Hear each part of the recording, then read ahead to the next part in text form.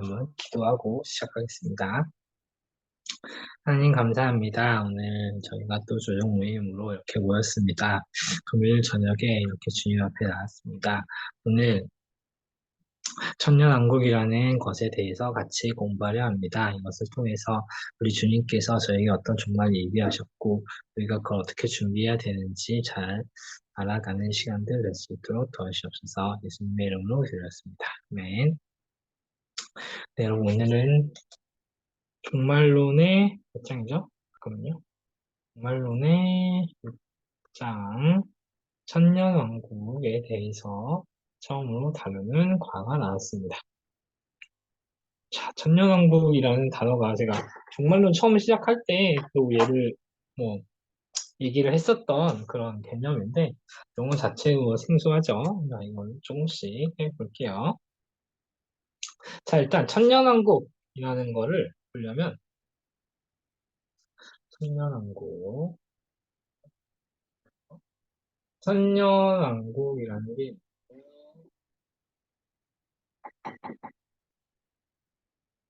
천년왕국이 어디냐면 요한계시록에 나와요. 요한계시록에 보면은 요한계시록 20장에 나오거든요.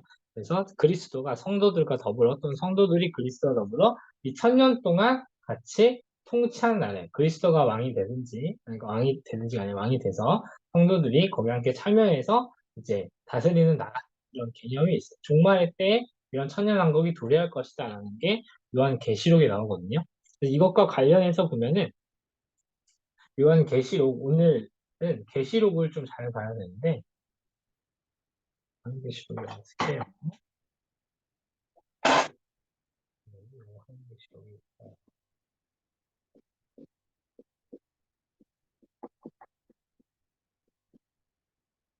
요한계시록 19장부터 이 천년왕국에 대한 개념이 시작이 됩니다. 여기에 보면은 백마를 탄 자가 와서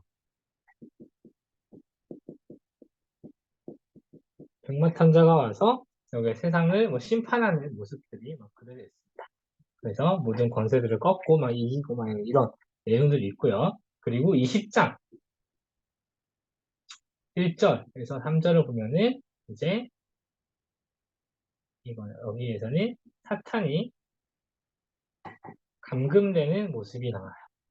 그리고 20장 4절에서 6절 보면은 여기에 이제 천년왕국이라는 개념이 나옵니다. 그래서 그리스도가 성도들과 함께 뭐 천년 동안 다스리더라고 이런 내용들이 있습니다. 다음에 20장 7절부터 10절에 보면은 사탄이 이제 최후의 잠깐 풀려나서 최후의 뭔가 최후의 발악이라고 하는데 최후의 발악이라는 걸 쓸 수는 없고 사탄이 잠시 풀렸으나 멸망하는 모습이 나와요. 그리고 이 이후에 이제 21장 1절에서 4절에 우리가 아는 유명한 구절이 새 하늘과 새 땅이 나옵니다. 그래서 여기는 심판, 여기는 영원으로 들어가는 이제 최후의 심판의 결과 죄인은 멸망하고 사탄은 멸망하고 성도들은 새 하늘과 새 땅에 들어가는 그런 모습들이 요한계시록의 19장부터 21장까지 이렇게 나오고 그 가운데 이것들을 모두 이제 엮는 개념 중에 하나가 천년왕국이에요. 자, 그래서 이 요한계시록 19장부터 21장까지를 어떻게 해석하느냐에 따라서 네 가지 설이 있어요. 네 가지 학설이 있어요. 이 학설을 하나하나 보겠습니다. 자, 첫 번째로는 역사적 전천년설인데요.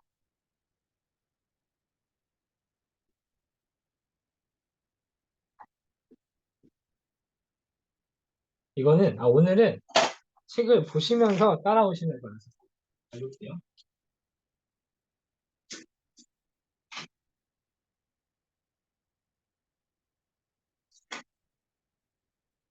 오늘은 책을 보시면서 따라하는 게 훨씬 이해가 좋을 겁니다. 어디냐면, 음, 장 그러니까 174쪽으로 174쪽. 174쪽을 보시면 자, 일단 교회 시대가 있고 교회 시대. 우리가 살아가는 시대가 교회 시대입니다. 교회 시대가 있고 그리고 지상의 천년왕국이 있고 지상이 중요해요. 지상. 그냥 천년왕국이에요. 천년왕국이 교회 시대의 끝에 지상의 천년왕국이 도래해요. 즉 이제 예수님이 이 천년왕국에서 신자들과 함께 통치한다는 말이죠. 그리고 이제 영원 시대가 있는데 전천년설은 뭐냐면 이 전천년설이 천년왕국이 전에 있다는 게 아니라 천년왕국 전에 예수님의 재림이 있다.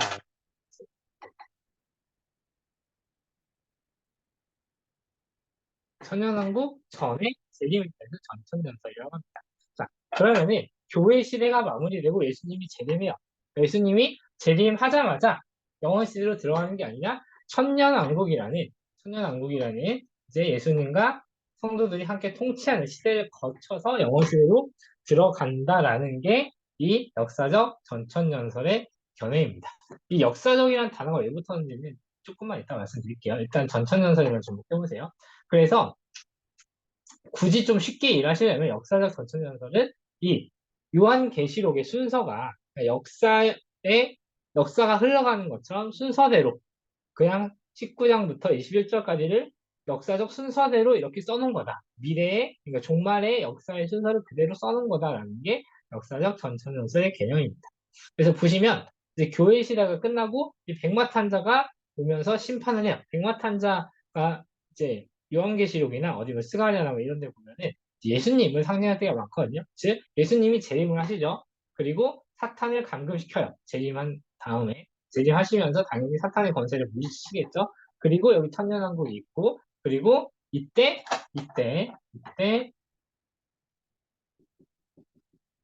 사탄의 멸망이 있을 겁니다. 그래서 잠시 풀렸으나 천년왕국 끝에 사탄이 잠시 풀렸으나 바로 멸망하고 새하늘과 새 땅에 들어가는 이 역사적 순서대로 이렇게 간다라는 게 역사적 전천년설의 견해예요. 그리고 특히 이제 여기에서 19장에 보시면 백마탄자가 이렇게 심판을 하는 이런 모습 중에 그래서 교회의 환란의 모습이 나오거든요.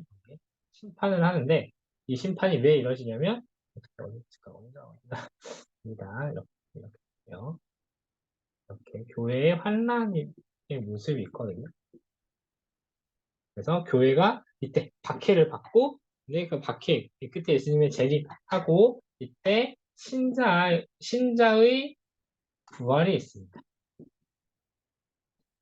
신자는 이때 부활하고 불신자는 이때 부활해요. 또 계시록에 보면은 이 19장 22 이런데 여기가 이제 첫째 부활, 둘째 부활, 이게 20장에 나오거든요. 그래서 신자가 첫째 부활을 하고, 이제 신자는 첫째 부활을 한 다음에 둘째 사망에 속하지 않았다. 그러니까 이런 얘기를 하거든요. 즉, 불신자가 이때 두 번째 부활을 하고, 두 번째 사망을 맞게 되는데, 신자는 첫 번째 부활을 하고, 두 번째 사망을 맞지 않는다라는 게 역사적 전천년설의 견해입니다. 자, 두 번째는 세대주의적 전천년설인데요.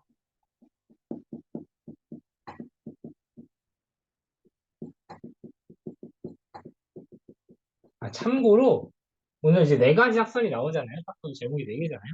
네 가지 학설이 모두가 틀린 건 아니에요. 그러니까 모두가 이제 어떤 견해를 따른다고 해서 뭐 잘못되었다라고 명확히 지적하기는 조금 애매한데, 다만 우리 이제 개혁주의 혹은 보수주의의 입장에서 좀 그러니까 취해야 될 학설이 있고 많이 경계해야 될 학설이 있어요. 그 경계해야 될 학설이 이 세대주의적 전천년설입니다. 사실 세대주의적 전천년설 자체가 이단이다 라고까지는 조금 평가가 힘들긴 한데 많은 이단들이 세대주의적 전천년설을 따라요. 그래서 이거는 주의, 경계라고 적어놓을게요.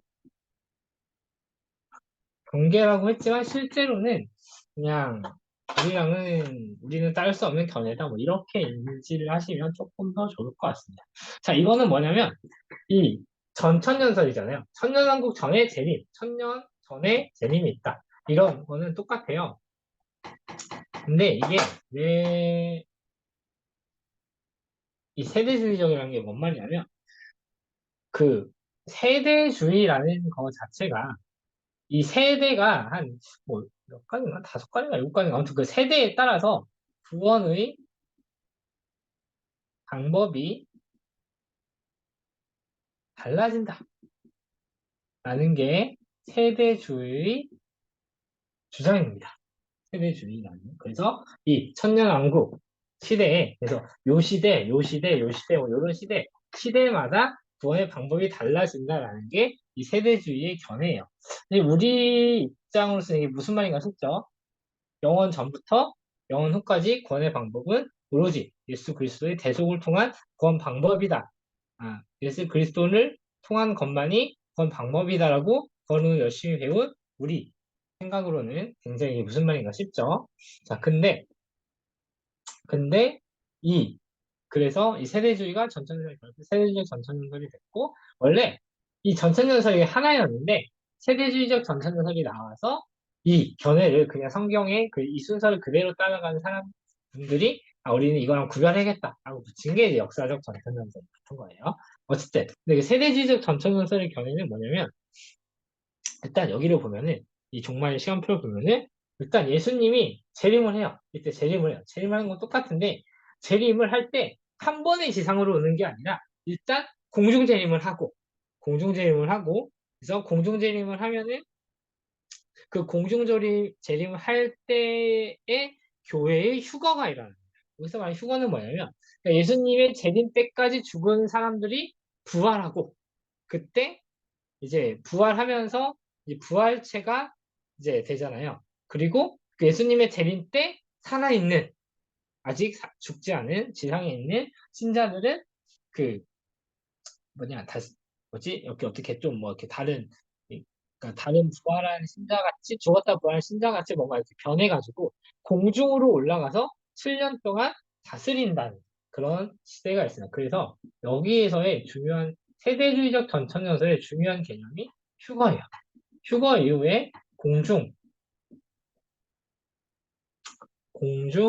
뭐 이렇게 공중에서의 다스림? 공중에서의 여기는 뭐라고 했죠? 혼인잔치라고 했죠? 잔치라고 할게요. 공중에서는 잔치가 일어나고 땅에서는 교회에 대한 환난이 일어납니다. 환난이 있죠. 자, 공중잔치 휴거 이후에 공중잔치 환난이 일어나고 그 이후에 다시 여기가 재림이 한 번 있었어요. 공중재림을 하고 다시 여기서 지상재림이에요. 지상재림.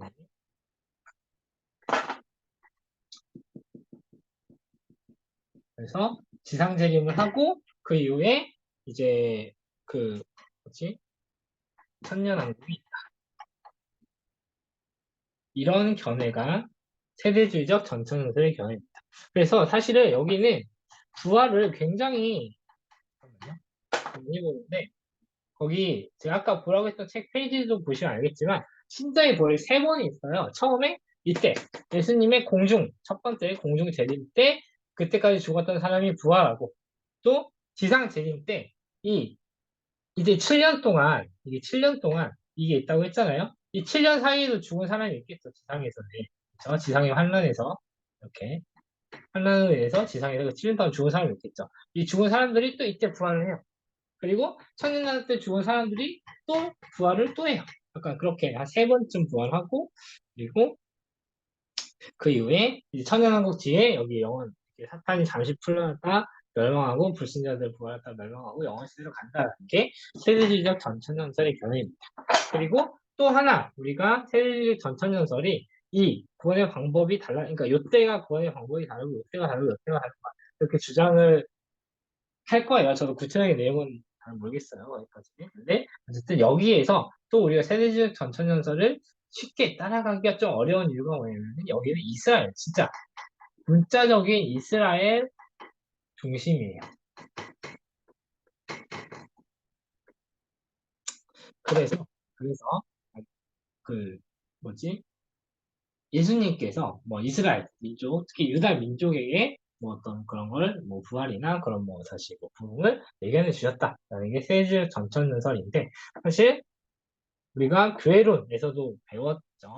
그 이스라엘 민족, 예전에 이스라엘 민족을 하나님께서 선택하신 것은 교회의 모형을 보여주기 위한 거였고, 참 예수님을 통하여서 예수님께서 보내신 성령을 통하여서 참 교회가 세워진 이후에는 더 이상 이런 교회는, 그러니까 교회, 이스라엘 중심이 되는 교회 개념은 따라갈 필요가 없겠죠. 자, 세 번째가 후천연설입니다. 후천연설은 뭐냐면, 전천연설이 천년왕국 전에 재림이 있다. 천년왕국 전에 재림을 한다. 였잖아요. 여기 재림 두 번이나 했지만. 후천연설은 천년왕국 후에 재림을 한다. 요거겠죠, 당연히. 그러면은, 천년왕국 후에 재림이 있는데, 이거는 뭐냐면은, 먼저, 여기에서는 좀, 여기 앞에서는 여기, 사실 이 교회 시대에 환란이 있다고 했잖아요. 후천연설은 반대예요. 일단 세계 복음화가 먼저예요. 우리가 지지난번이나 아무튼 지난달에 예수님의 재림 전에 일어날 징조 중에 하나가 좀 긍정적인 징조가 복음화였고 부정적인 징조가 뭐 배교와 박해, 환난 막 이런 거였잖아요. 이게 여기 전천연설에서는 교회 시대의 환난 다음에 재림이 있고 막 이렇게 간다는데 후천연서 일단 복음화가 돼요. 자, 복음화가 되면 어떻게 한다고 했죠? 그제야 끝이 오리라. 이제 그런 이제 말씀이 있었잖아요. 그래서 이 복음화 다음에 천년왕국이 도래합니다. 도래한다고 봅니다. 자, 그럼 천년왕국 뒤에 천년왕국 후에 재림이 있죠. 그래서 그 이후에 예수님의 재림이 있어요. 자, 세계 복음화가 완성됐으면 이제 지상에 천년왕국이, 그러니까 온 세상이 하나님을 보고 믿으니까 하나님을 알고 이제 그런 거를 우리가 천년왕국으로 칭할 수 있다라고 보는 거죠. 그리고 재림을 하시고 그 재림을 복음화 때 이미 사탄이 뭐 이렇게 활동할 여력이 없겠죠. 그때 예수님이 재림할 때 사탄이 잠시 풀려난 이후에 멸망하고 사탄이 풀려났다가 멸망하고 그 이후에 이제 부활과 심판이 있고, 그 이후에 새하늘과 새 땅이 있다라는 게 후천연설의 견해입니다. 그래서 후천연설은 이걸 어떻게 보냐면은 이 세계 복음화 과정을 여기에서 봐요.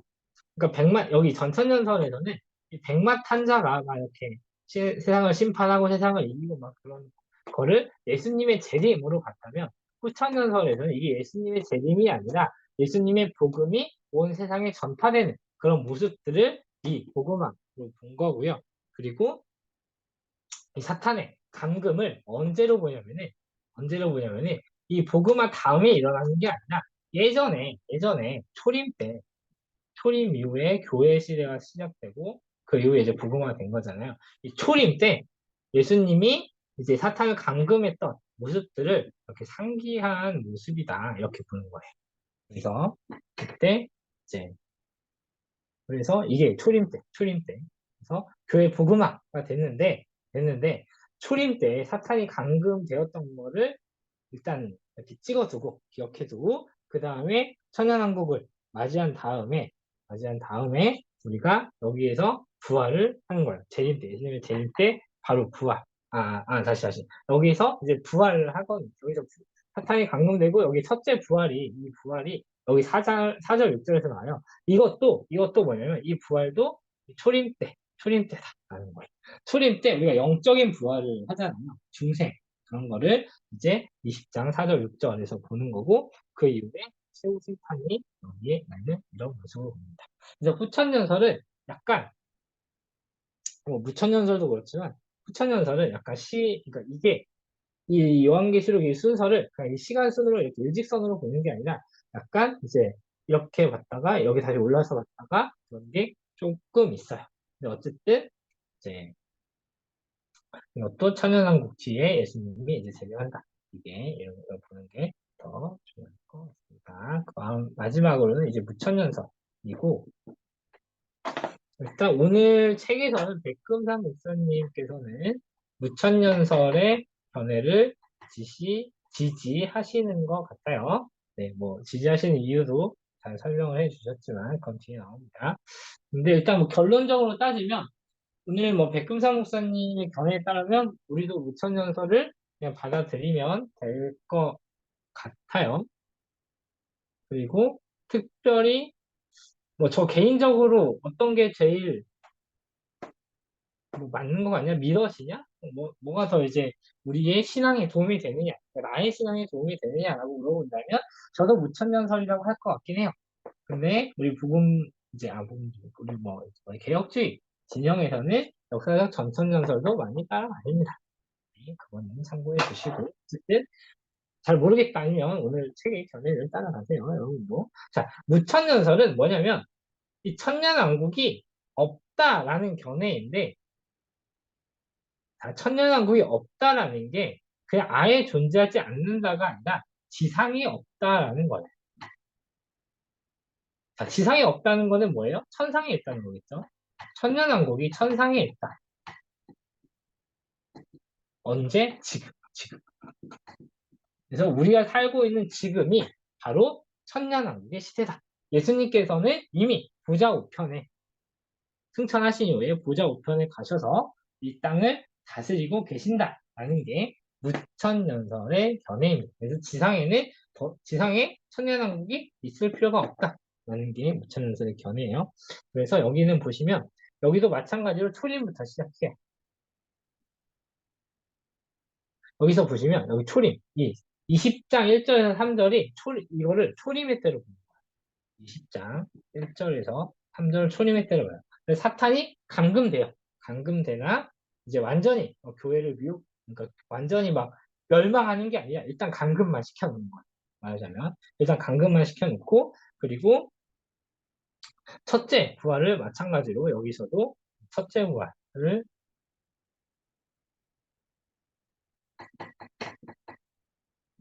영적으로 봅니다. 자, 우리가 영적으로 죽었다가 살아나는 그게 이제 부활, 중생, 그 부활을 보고, 그게 이제 여기 20장 4절 6절에서 보는 거고요. 그리고 그 외에 사탄이 잠시 풀렸다 멸망하고, 마지막에 이제 불신자들도 부활해서 그렇게 뭐 심판을 받고 새하늘과 새 땅을 하는 뭐 이런 순서로 보게 됩니다. 그래서 사실 오늘 책에서는 이 요한계시록으로 보는 순서를 후천년설만 좀 이렇게 반복적이다, 뭐 이렇게 소개를 했는데, 실질적으로 후천년설도 좀 반복적으로 보는 것 같아요. 이거를 뭐 수초림 때를 보고 하니까. 그죠? 이게 이제 뭐 교회의 복음화 모습이고, 그죠? 그 다시 초림 때로 돌아갔다가, 초림 때 여기 중생 하는 것도 초림 때로 돌아갔다가, 막 이렇게 보니까. 이렇게 네 가지 학설이 있는데, 네 가지 학설이 있고 오늘 책 내용을 마무리하고 다시 좀 돌아올게요. 뒤에 이제 두 번째 페이지 발제파일 보시면 천연한국서 전체 비교가 오늘 책에 있는데 나중에 표를 한번 보시고 이 두 번째 줄표에 이제 발제파일 두 번째 페이지 보시면 두 번째 줄표에 역사적 전천연설과 세대주의 전천연설의 뭐 차이점을 비교하는 게 있거든요. 근데 뭐가 많이 있는데 일단 이거는 넘어갈게요. 나중에 읽어보세요. 어차피 책 내용이 앞에 보면 다 나와 있는 내용이고 하니까 시간 낭비 안 할게요. 그리고 조금 너무 딥하게 들어가는 게 있는 것 같아서 우리가 그냥 하기에는 그래서 두 번째 줄표로 넘어갈게요. 제가 이렇게 넘어가는 거 되게 오랜만이죠. 자, 두 번째 줄표는 이제 후천연설과 무천연설의 공통점과 차이점을 보는데 공통점은 예수님이 천년왕국 후에 재림한다는 거 어쨌든 이것도 똑같이 보고 그리고 재림 이후 신자와 불신자의 육체적 부활과 심판을 본다라는 어떤 시간적인 순서는 똑같아요. 제가 아까 말했죠. 이거 반복해서 본다 이건 똑같다고 했죠. 근데 다만 천년설은 지상에 어쨌든 천년왕국이 온다.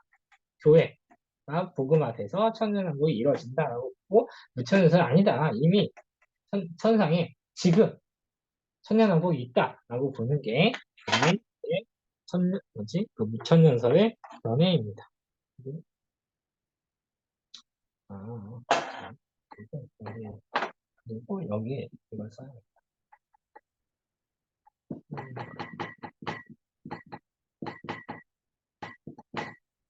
부구마가 있고, 이거가 나왔죠. 뭐 있으니?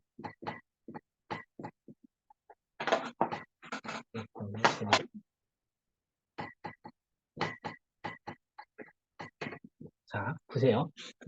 근데 후천연설에서는 교회 복음화가 다 되고 천연왕국이 와서 그 이후에 행복하게 이렇게 지상에 살다가 예수님의 재림이 있다라고 보는데 무천연설은 아니다. 이미 지금이 천연왕국의 시대인데 이 천연왕국의 시대에서 우리가 첫째 부활을 한 지금 천연왕국 시대에 교회의 환란과 복음화가 동시에 있다. 그리고 그 위에 재림이 있을 것이다. 라고 보는 게 이제 무천연설의 견해입니다. 그래서 이 천연왕국이 어떻게 있냐, 실제 이 땅에 와서 특정한 기간에 있냐, 혹은 그냥 천상에 있는 그런 개념으로 보느냐의 차이가 있습니다.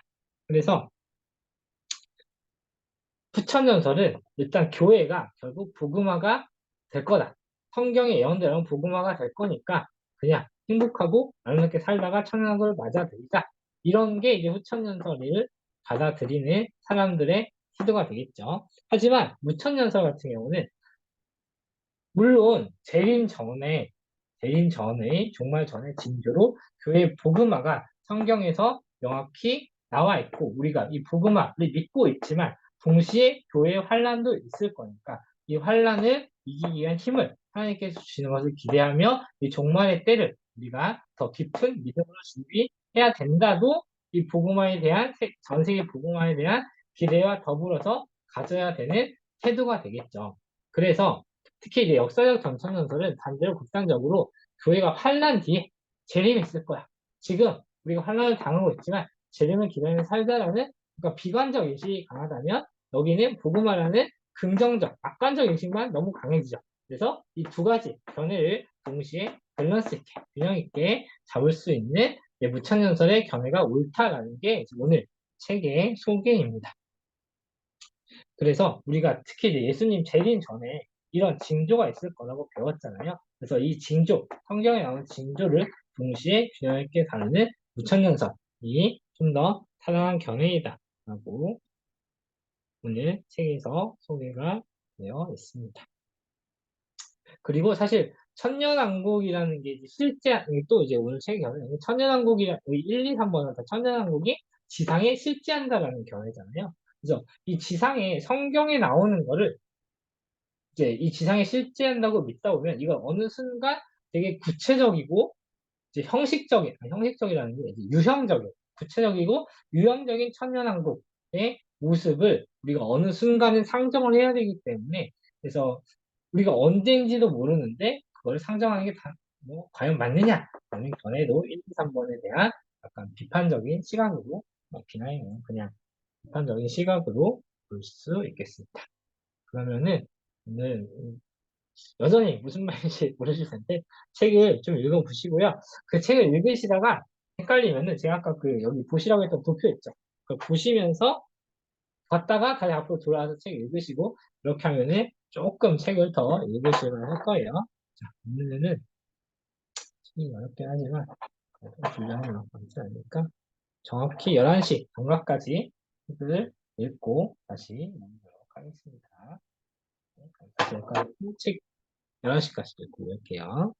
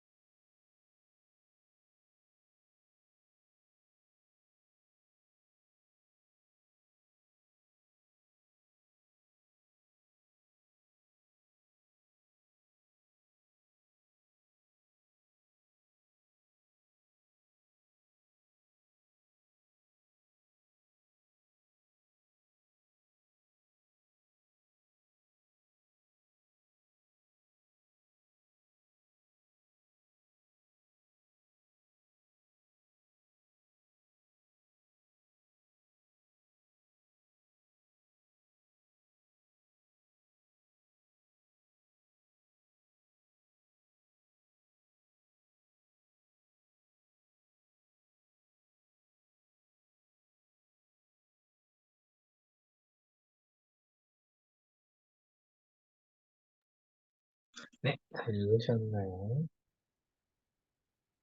혹시 궁금하시거나 확인 필요하신 거 있어요? 네, 저, 그 무천년설에서 네. 그 불신자들은 음, 그러면은, 신자들은 천년왕국 때 천상에서 다스리는데 불신자들은 그럼 어디에 거하는 건지 궁금합니다. 그게 다음 주에, 아, 네. 다음 주에, 그러니까 그 첫째 부활 때 신자들이 어떻게 부활하고 첫째 사망, 그러니까 일단은 그래요. 첫째 부활과 첫째 사망, 그리고 둘째 부활과 둘째 사망. 그 차이가 이제 신자, 불신자들이 있고, 그 사이에 이제 예를 들면 신자들은 낙원에 있고, 약간 그런 게 있어요. 불신자들은 어디였더라? 아무튼 다음 주에 꼭 참여하시면 될 수 있을 겁니다. 그 예전에 명희가 작년부터 질문했던 걸로 기억을 하긴 하는데, 드디어 답이 나옵니다. 네, 그러네요. 네, 그러면 또 없으시면 제 기도하고 마실게요.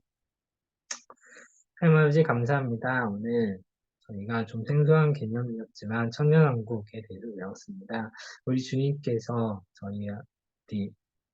우리와 함께 다스리는 이 지금 이 시대의 이 땅에서 우리가 정말 이 교회에 쏟아지는 환란을 견뎌내며 또 우리 교회가 이룰 세계 복음화를 기대하면서 이렇게 우리 주님을 기다리고 기대하고 그 종말을 맞이할 수 있도록 도와주셔서 이 모든 말씀 예수님의 이름으로 드렸습니다. 네. 수고하셨습니다. 이제 시간 잘 자요. 수고하셨습니다.